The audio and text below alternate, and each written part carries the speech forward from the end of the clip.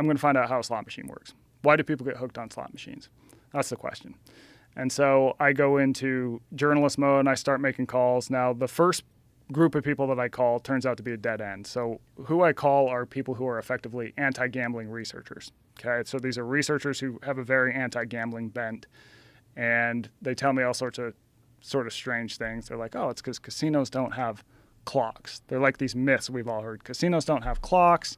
Slot machines only play in the key of C, which relaxes people and relaxes their wallet. Casinos don't have any right angles, and right angles activate the rational part of your brain. And so I go, okay.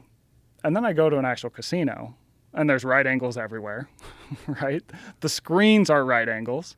No clocks, but guess who else doesn't have clocks? Like most businesses, right? There's not clocks in Costco. Most restaurants. Right. Yeah. It's not normal to have clocks. And then for the audio, the key of C, I call up a slot machine audio composer. Now, this is a real job you can have in Las Vegas, right? And this guy goes, where the hell do you hear that? He's like, I use all keys. So I realized that the problem that I'm encountering is that I have called people who want us to stop gambling. I need to call people who want us to start gambling, right? I got to follow the money on this. So long story short, I talked to a handful of people in town, and this leads me to this casino on the outskirts of Las Vegas. Now, it's brand new, it's cutting edge, but the catch is that it's not open to the public. So this place is basically a living, breathing casino, but it's used entirely for research on human behavior. What? Yeah. So really? Who funds that? 73 different companies. So there's gambling companies that are involved, but also a bunch of big tech companies who are on the Fortune 500. So I go there, and it's like I said, it's a legit casino. How big is it? It's, I would say, I mean, it's not the size of a normal casino, like a sprawling strip one. It's probably about the size of everything you have here, maybe a little bigger. But they have hotel rooms. It's like a Walmart. Yeah. That big? Yeah. It's in this big office building, basically. Okay. And they're basically looking at how everything that happens in a casino affects human behavior. So how does room design and the technology we're using in rooms affect behavior? How does betting with, say, an AI bot versus an actual human impact betting? Now, when I'm there, I meet with, to bring it back to slot machines, I meet with a guy who designs slot machines. So the reason that these things are so entrancing to people, it tracks back to this behavior loop that I call the scarcity loop. And this is basically a looping behavior that when people do it, they tend to get hooked on it very easy. So it's got three parts. It's got opportunity, unpredictable rewards, and quick repeatability. So opportunity, you have an opportunity to get something of value. So in the case of a slot machine, it's money, right? 2, unpredictable rewards. You know you're going to get the thing of value if you continue the behavior, but you don't know when, and you don't know how valuable it's going to be. So with a slot machine game, when those reels are spinning, you could win nothing. You could basically lose your money. You could win a couple dollars, or you could win a life-changing amount of money. There's a fantastic range of things that could happen.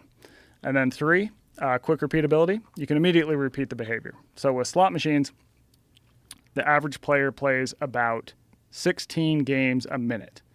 And that's different from all other habits. Like most habits, you don't immediately repeat them.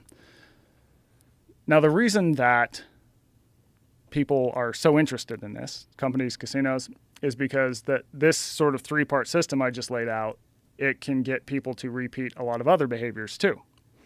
So it's in social media, it's in sports gambling, it's in dating apps, even companies like gig work economy companies are using it to get people to work longer hours. It's being leveraged by the financial industry in a lot of personal finance apps, and on and on and on. It's become, it's been embedded in so many of the products, even institutions that influence people's lives because it is so captivating to us. We tend to get hooked on this 3-part system. And so when you're talking about like gig economy stuff, like you're talking about like Uber and things along those lines? Driving for Uber. And so how do they use that? So things like unpredictable rewards get put up in front of a driver to get them to drive into an area of town that Uber might want them to be in. There's also unpredictable rewards. What do you? Yeah, so like you might get say, oh, if you drive here, like your whatever you'll make X amount more money, right? And it sort of pops up unpredictably. Oh, so they'll incentivize you, that they offer you more money to go to a different part of town? Yeah, or dropping in cues that saying like, hey, this is where you're going to make more money today, type of thing. Oh.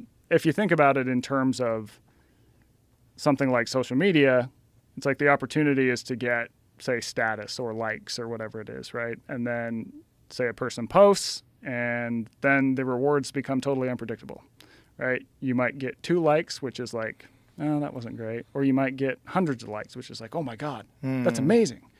It's the same exact architecture as a slot machine. And then you check and recheck. You're repeating the behavior all day.